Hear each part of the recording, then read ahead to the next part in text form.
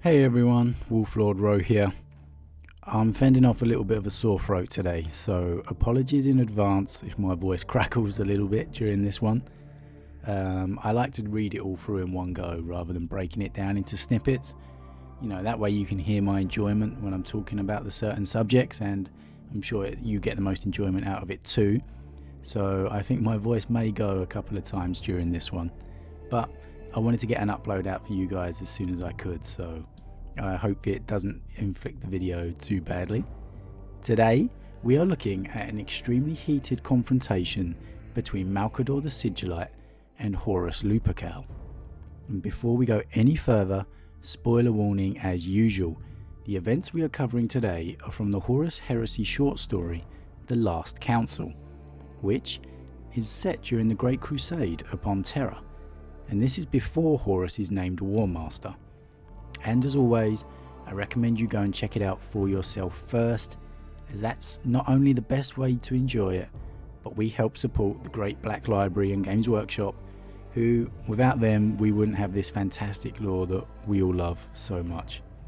With that said, let's jump straight in.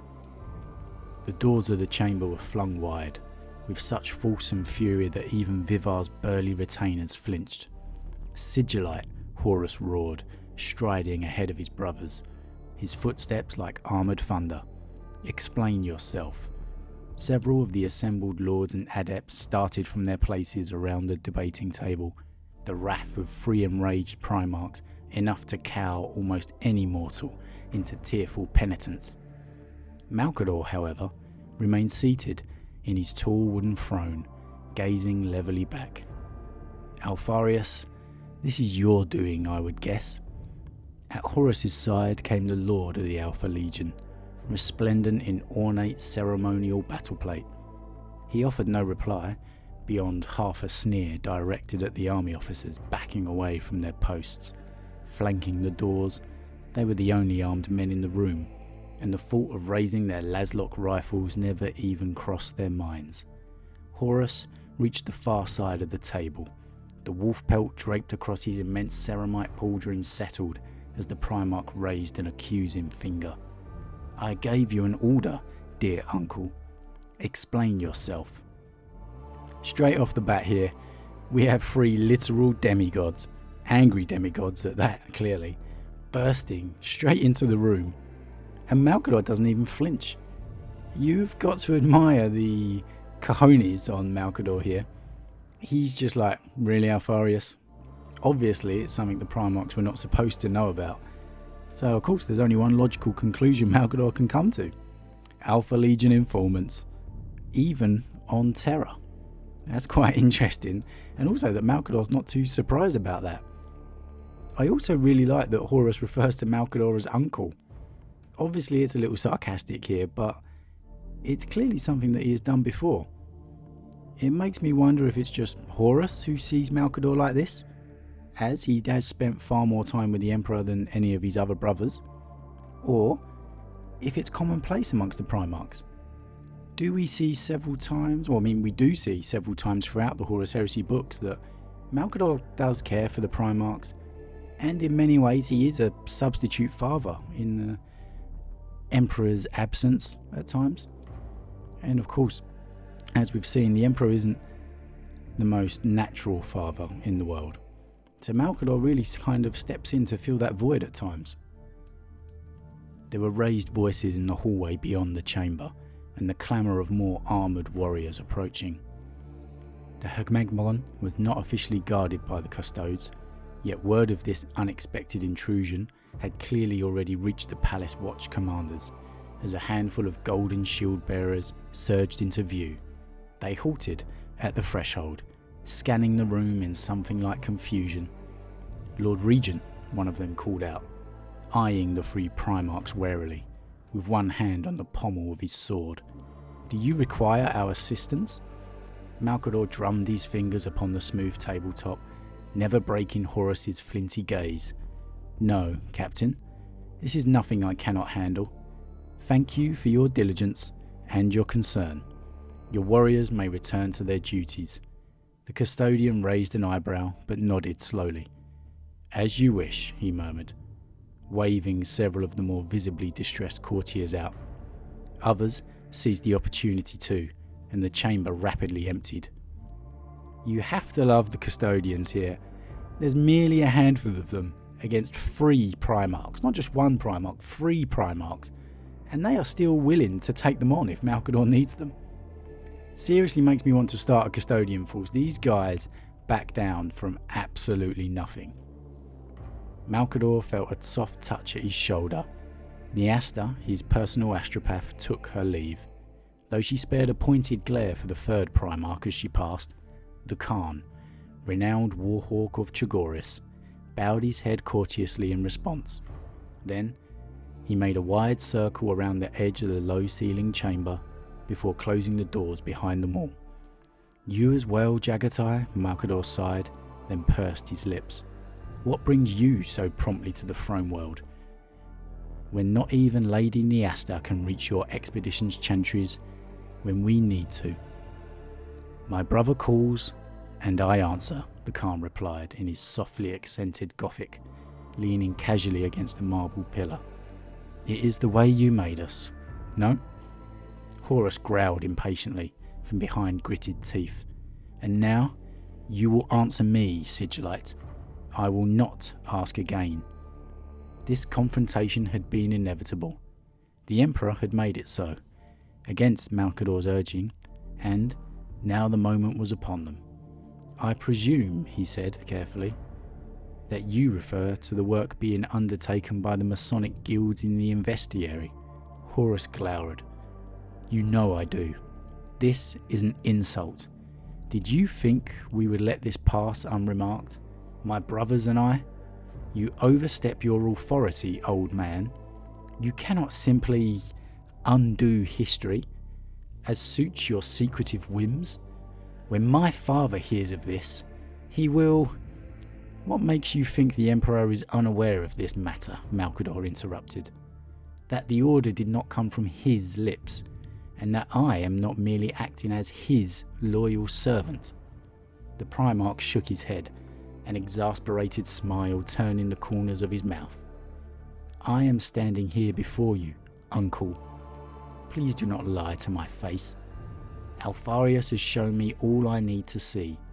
Enough to know that you and your accomplices have taken great pains to hide this from the War Council, and the rest of the Imperium as well. There is no seal of the Aquila on the throne upon these orders." He gestured to the dozen or so mortals that remained in the chamber, though none aside from Malcador would meet his eye. "That does not sound to me like the actions of loyal servants. If I did not know better, I would say they sound like those of ambitious, dishonest men, who know that their position within the hierarchy is uncertain at best, and more likely redundant as time moves on."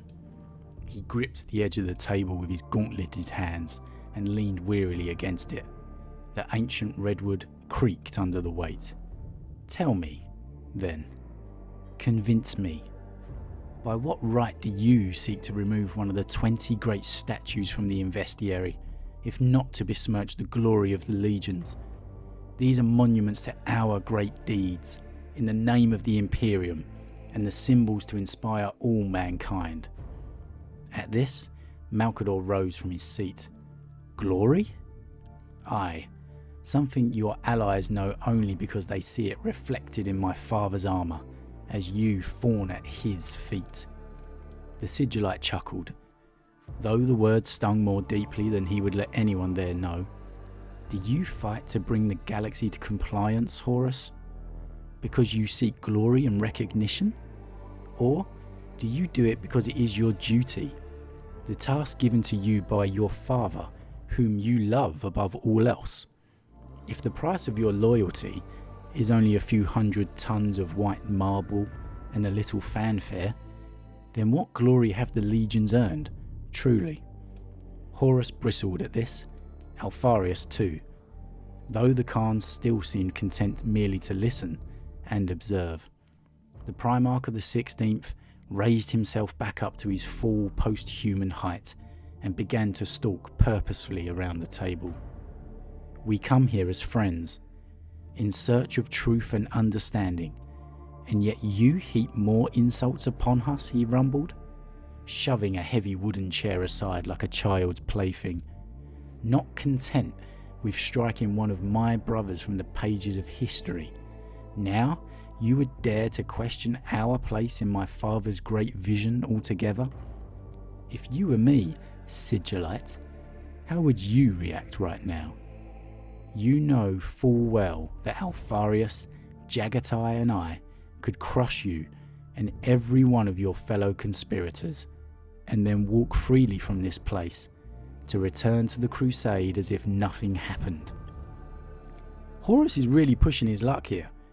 We're seeing glimpses of the future War Master of the heresy. More cracks in the armour that would cause his turn from the Imperium, you could say. That arrogance he has. The arrogance of his really comes through in this whole conversation. Could Horus ever have ruled the Imperium when he has such an entitled, arrogant streak within him? Is it his own fault, or is it because of the time he spent alone with the Emperor? Has he then he felt entitled because of this? Malcador shrugged. "True enough, I expect. But is that how you would have others know you? As mighty lords of war, able to strike down any who oppose their right to rule over lesser men? But, dear uncle," the Primarch almost whispered as he loomed over the Sigillite, "that is what we are." "Ah, there we have it," Malcador noted. "The Chthonian hubris, the gangland pride, hidden beneath a legion's noble livery." He smiled at the Primarch. He was close enough to smell the machine oil and lapping powder on his warplate. "Horus, Lord and Commander of the 16th Legion, Lunar Wolves," the Sigillite said with a flourish. "May I present the Honourable Nar Baron Petronis Vivar of House Carpinus. He has come to see the glory of the Emperor's sons for himself." The Primarch's eyes darted to the aging man, standing nervously to Malcador's left. His retainers, clad in armour of silvered mail and gold bands, had been careful to position themselves between their master and the hulking demigod, though they did not once look up from the floor. Horus regarded all of them, carefully, then glanced at Alpharius. The other Primarch shrugged, and Horus turned to Vivar himself. "I know of House Carpinus," he muttered, begrudgingly.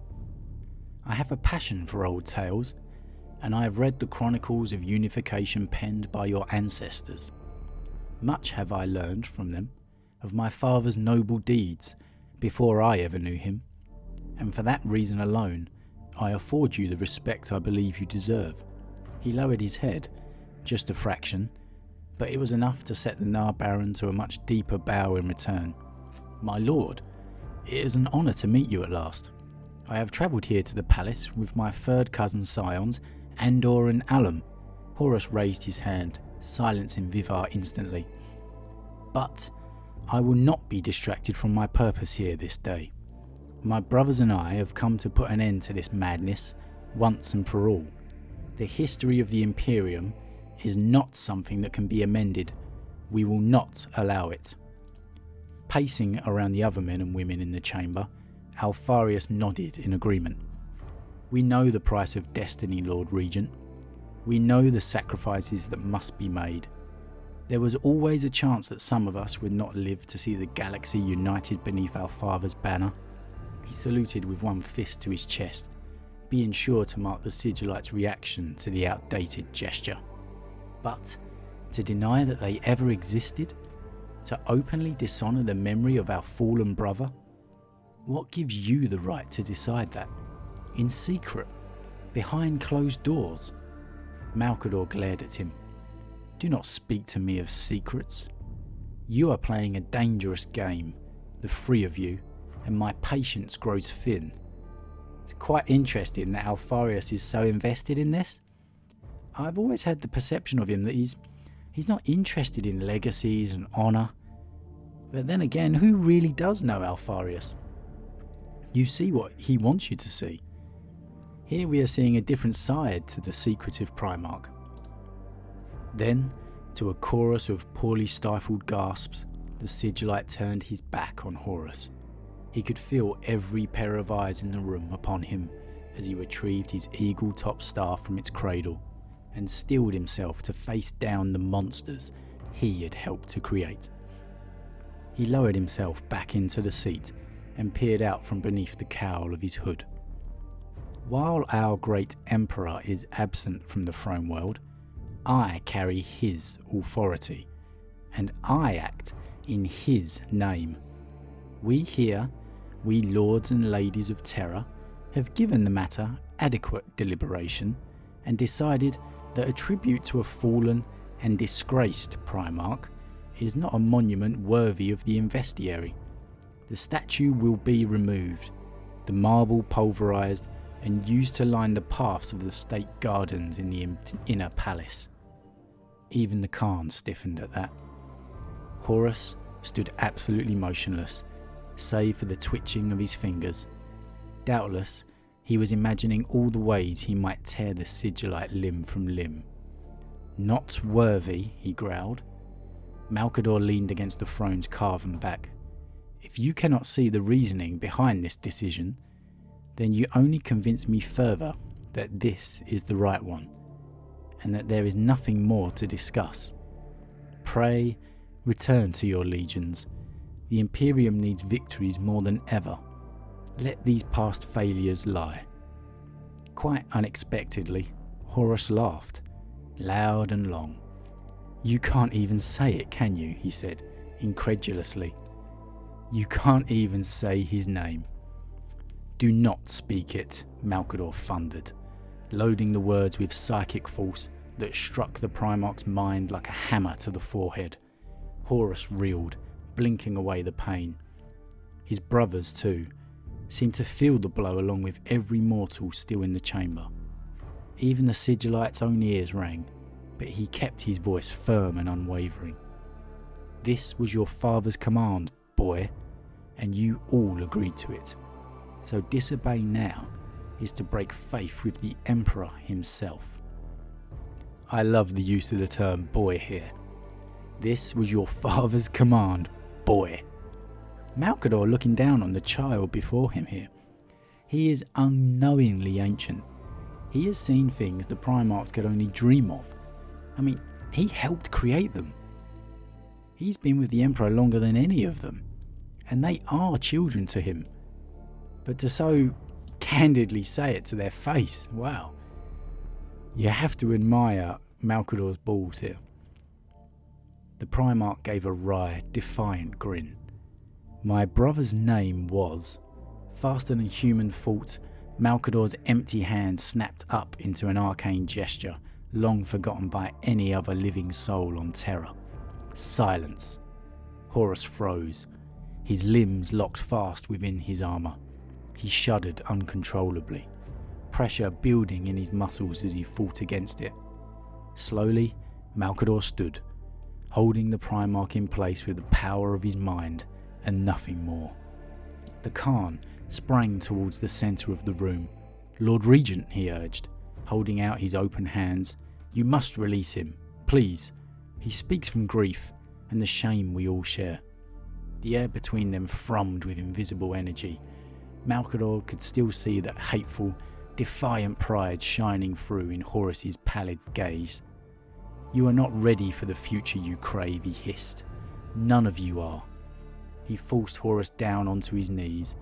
Mal, the stricken Primarch choked. Mal. The Sigillite's face twisted into a vengeful rictus. He felt the old familiar rage beginning to stir deep in his undying soul. Enough. You will be silent, or I will unmake you, here and now. Horus's windpipe closed with a sickly crackle. His right eye bloomed red as a blood vessel burst in the eye. But still, he would not relent. So defiant. So ungrateful. Alpharius took an uncertain step back. Stop, Lord Regent, stop. You will kill him. Malcador the Sigillite making a Primarch take an uncertain step back here. Absolute boss. Tiny, crawling motes of light began to creep in at the edges of Malcador's vision. He could feel heat building within his ancient bones, stinging at the meat of his flesh.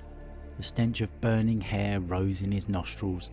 Sigillite bellowed the Kahn, and in an instant it was over. Malcador released Horus. The Primarch crashed to the tiled floor, convulsing, almost gagging on rough lungfuls of air. Alpharius rushed to his side. Breathe. Just breathe. With his heartbeat pounding inside his skull, Malcador gripped the cold iron of his staff. He felt like a drowning man, clinging to the last, slippering lifeline he could find. "You will be the death of me," he gasped. "You and all your princeling brothers. There are things in this galaxy that you do not know, simply because you do not need to. And the knowledge of that just eats away at your hearts, does it not?" Still trembling, Horus found his feet. His brothers hauled him up, and he stood, swaying for a moment. Then he took a step forwards. The Sigillite pawed absently at his simple robe. "You cannot see what we have done for you, because you focus too much on what more you think you deserve. You have no earthly concept of what we have sacrificed, just so that you may ascend." Horus's hand closed around the grip of his sword sheathed at his hip. "And this," said Malcador, "this is why mankind cannot be ruled by the post-humans. Your concerns are not those of ordinary men, who must eat and sleep, and love and fear, and ultimately die, all without ever knowing the kind of immortality you so crave. If you cannot see this, then you are all the proof I need." The blade's energy field activated as it left the scabbard. The Kahn shook his head. "Peace, brother. Consider where you stand." But Horus's expression was dark. He glared down at the frail old man before him. Then he raised the sword high and drove it into the surface of the table. The tip speared right down through the petrified wood, sticking fast into the floor beneath it, and he left it quivering in its place. "I defy you," Horus spat at the Sigillite. "You and this shadowy council of bureaucrats. Your kind is not fit to rule anything. An Imperium ruled by men would be... It would be exactly what your father intended," Malcador murmured. A tear stung its way down his cheek. "Leave this place, Horus. Return to the crusading and bloodshed you love so dearly. You will have your moment of glory. I promise you that." Half a metre above the debating table, the Eye of Terra and the Aquila were inverted in a symbolic act of violence, and the Imperial Regent could not help but see that as a grim portent indeed. Wow, what an interaction that was. A foreshadowing of sorts of things to come. Horus literally almost coming to blows with Malcador there, the right hand of the Emperor himself. What on earth would the Emperor have thought of this had Horus killed Malcador? Could he even kill Malcador? I mean, Malcador put Horus Lupercal, the supposed best of the Primarchs, in his place with a mere hand gesture. Absolute boss mode from the Sigillite there. And we got to see another side of Alpharius not often seen, with him actually being passionate and emotional about a subject. The Kahn, as ever, keeps to his own character, happy to stand back and observe, until of course it looks like Horus has got himself in over his head here, and Malcador might actually make an example out of him. I really enjoyed the point Malcador made about this being an example of why the Primarchs could never rule normal men. Because they don't understand them. They can't understand the simple things that each of us goes through on a daily basis. If you cannot see this, then you are all the proof I need. I wonder what Malcador meant by that. Is it something the Emperor and him have debated? The Primarch's roles after the Crusade?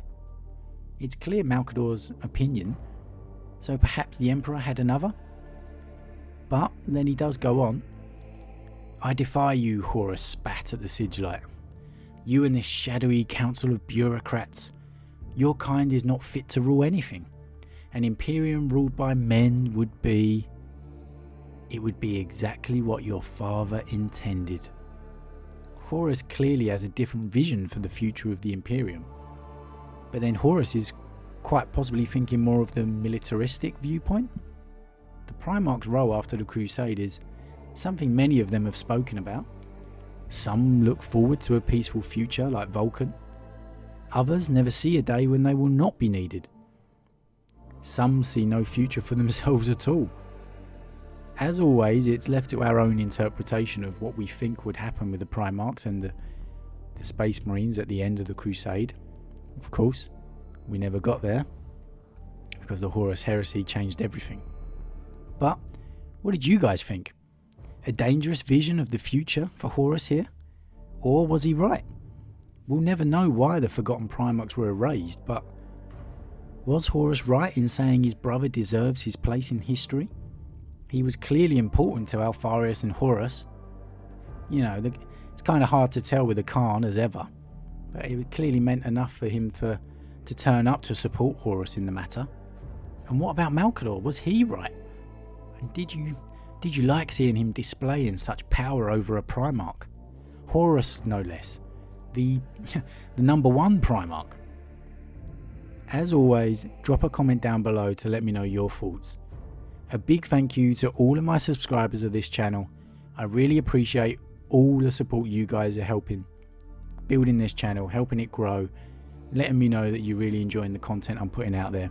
As always, if you are new, then please consider subscribing too to help the channel continue to grow and join this great community of Warhammer fans we've got. And if you enjoyed this vid in particular, then consider dropping a like on it too. I hope my voice wasn't too bad for this video. Hopefully I'll be back to normal for the next one, but I really wanted to get an upload out for you guys as soon as possible. But with that said, I'm off, and I'll see you guys again real soon.